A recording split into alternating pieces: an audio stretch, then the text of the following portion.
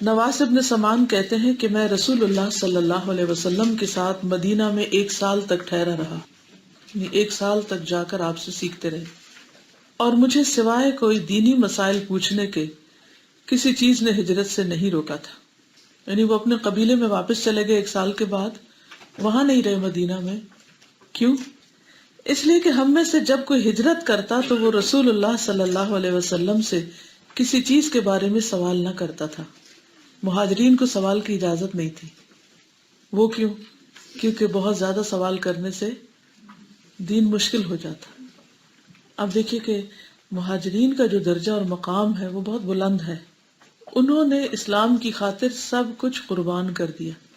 ان کے سوال بھی کیسے ہوتے؟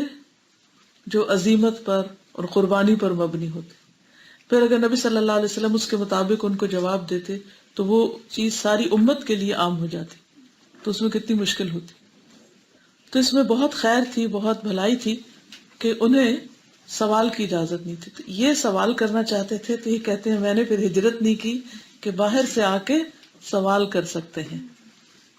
تو میں نے آپ صلی اللہ علیہ وسلم سے نیکی اور گناہ کے بارے میں سوال کیا، تو رسول اللہ صلی اللہ علیہ وسلم نے فرمایا نیکی اچھے اخلاق کا نام ہے، اور گناہ وہ ہوتا ہے جو تمہارے دل میں کھٹکے اور تم اس بات کو ناپسند کرو کہ لوگ اس سے واقف ہوں۔